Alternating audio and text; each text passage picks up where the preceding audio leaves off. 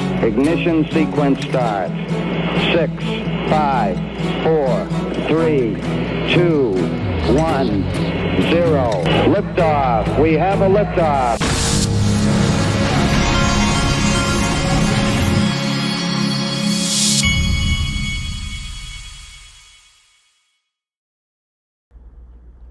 Hey everybody, this is the Digital Asset Investor, and I want to start by showing you this great clip. This is a great explanation of what went on yesterday, what's going on in finance.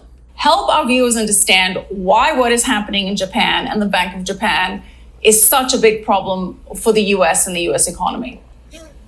It's a big problem for global assets. Right. So here's what's been going on. You've had extraordinarily low borrowing costs in Japan for over a decade, like since 2009, and a bulk of that they've had negative rates. So why does that matter? Well, the issue here is that as we were coming out of the pandemic and we had all of these central banks that were raising their rates. Right. So you had the EU and the US and Canada and Australia, everyone was raising rates while Japan was actually actively holding their rates down to make sure that they could induce inflation. Remember, Japan came off a massive housing bubble pop decades ago, and they entered this period of super low inflation. And so they've been trying to drive that, and it's been difficult. So what they've had to do is monetize massive amounts of debt. Why does this matter? This matters because if you have very low interest rates in Japan, and you're an investor, you're a trader, what you can do is you can sell short Japanese bonds. And then for that, you're going to receive yen. And you're going to take those yen and you can sell them for another currency. You can sell them and buy dollars.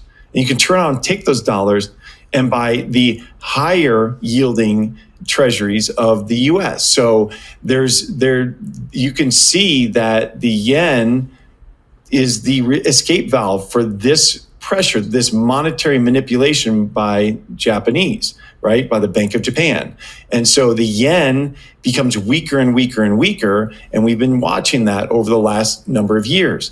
However, what happens is as those investors are borrowing that money, they're buying assets around the world, not just bonds for higher yield, but they're able to borrow from the Bank of Japan for basically free and then turn around and buy risk assets around the world. And so as that trade now becomes unwound because of that negative, that carry trade gets unwound, now you're seeing risk assets get unwound along with it because they've got to go pay off that loan before it gets upside down on them. So that's essentially what's happening there.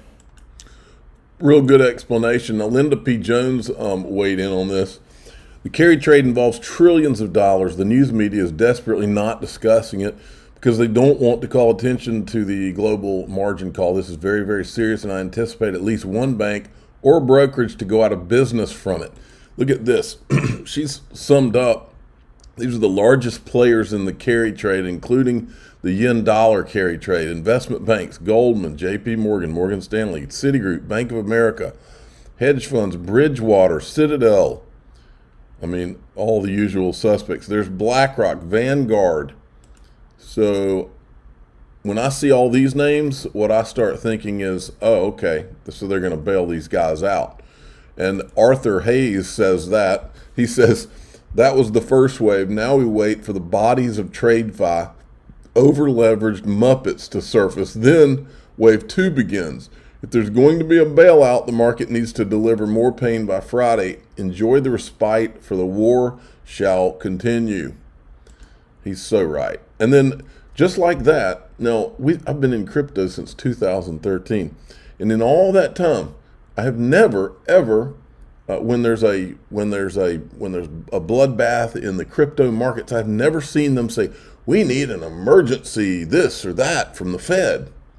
Because in crypto, you're allowed to have losses, but not in this woke stock market that we have now. Anytime the stock market, anytime Wall Street experiences any losses, we need an emergency something, the Fed to do something so that they don't lose any money. Like bailouts. I've never met him. Whatever. Jeremy Siegel's a lovely guy, but he's emergency 75-point basis. 75. What's the emergency? The stock market was seriously. I'm not even trying to be that. I mean, Friday on the back of the jobs number, he said, "Oh, this is emergency." There's no emergency. The stock market can go down too. So rate cuts are not some magic salve for the market. Be careful what you wish for again.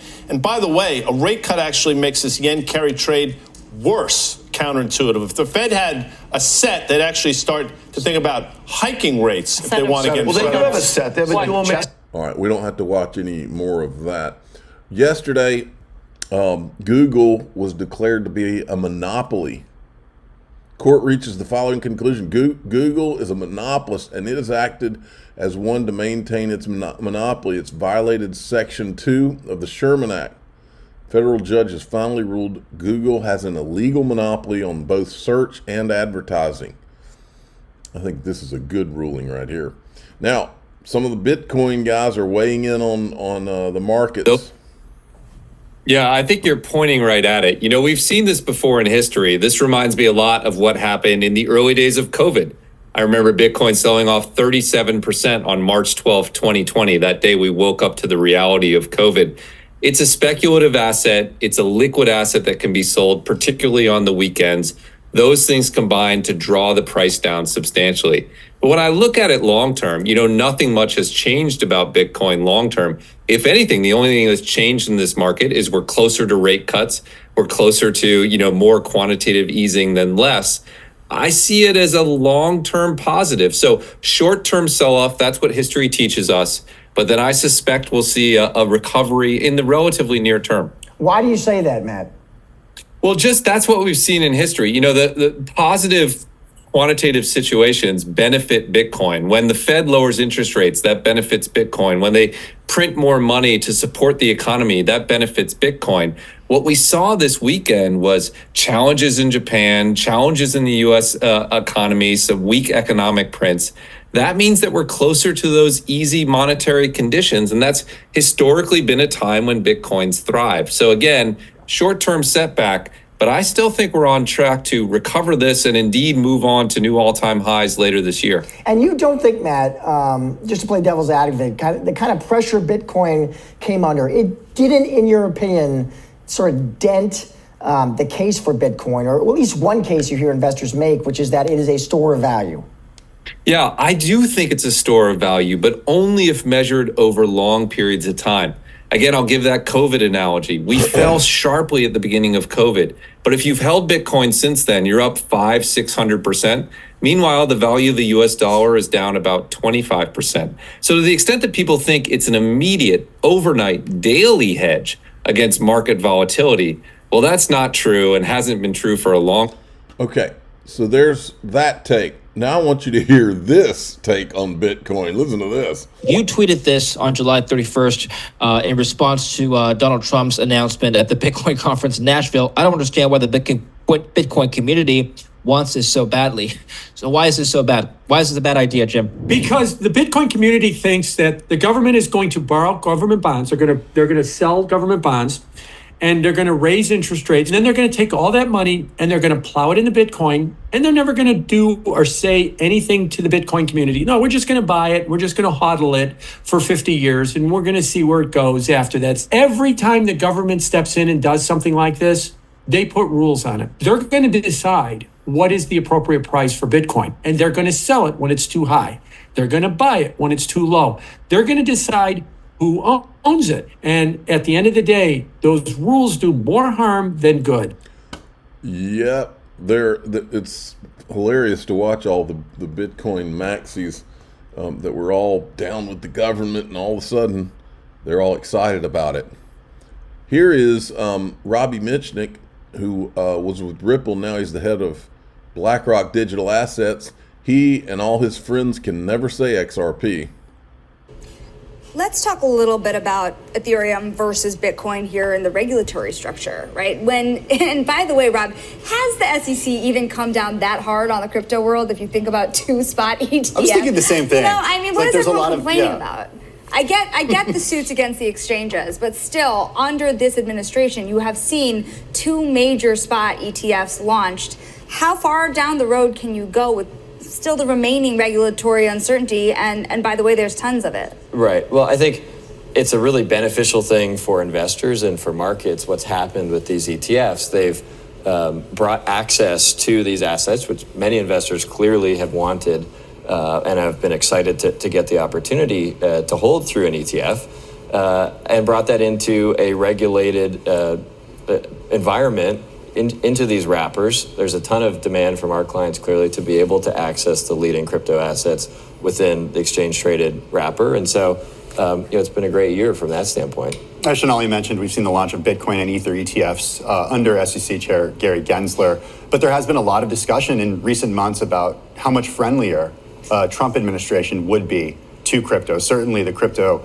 industry is vocal about that. What would be different, if anything, under a Trump White House than a Biden White House or a Harris White House? Right. Well, I actually think the meaningful shifts that we've seen has been over the course of 2024, you've seen this clear growth in recognition generally from a congressional standpoint that there's a need to develop effective regulation in this space, regulation that supports innovation and also protects investors. And that actually has been bipartisan. So that's probably the most notable thing that we've seen is the emergence of this as a bipartisan concept. Rob, how much institutional interest is there in blockchain products outside of the ETF wrapper? Well, I think there's a fair bit. You've seen activity around tokenization. Think about the activity that's happened around stablecoins. When we think about the digital asset space, we think about it across three pillars. It's crypto, it's stablecoins, and tokenization. Many of our clients are interested clearly in investing in Bitcoin and in Ether. But they're also interested in some of these other technology applications, particularly around tokenization. They are, aren't they? The ones you can't talk about. And then finally, here's another Bitcoin maxi who blocked me a long time ago, Tom Lee. People look for safety. They buy treasuries, they buy gold. People don't buy Bitcoin for safety. Yeah, Bitcoin is still mostly a risk-on asset. And, there's potentially been lots of liquidations. I think several 100,000 accounts liquidated over the weekend. To get money. Yeah, margin calls and. So what does that say to you, though, longer term about Bitcoin? Does it say anything to you? I think it's showing you that as it becomes more widely held and held in traditional brokerage accounts, it is going to be increasingly a risk-on asset. So we shouldn't think of it as gold then, a digital gold. We shouldn't think of it as a store of value per se. We should think of it as something else, a speculative tool that's in the sort of NASDAQ-y camp. It's kind of both. I mean, it's How very can it unique. Be both? When people say both, I don't get that both part. I sort of agree. I don't think the Bitcoin maxis can make up their mind what it is. Now, in DAI XRP, there's more shocking reports coming out about, that thing that we can't talk about on here because the monopoly might censor us. So we're going to go in right as I'm telling you this. I'm looking over at CNBC on my TV, and our buddy Jay Clayton is on. So I'll be going over. He's weighing in. They still haven't asked him any questions about ETHgate, but instead they're paying him to weigh in on everything involving markets because he's so legitimate. I'm the digital asset investor. I'm not an investment advisor. This is for entertainment purposes only. Please subscribe, hit the like button. Tell your friends and family. Wait till you see these shocking things about that stuff we can't talk about out here. Here we go.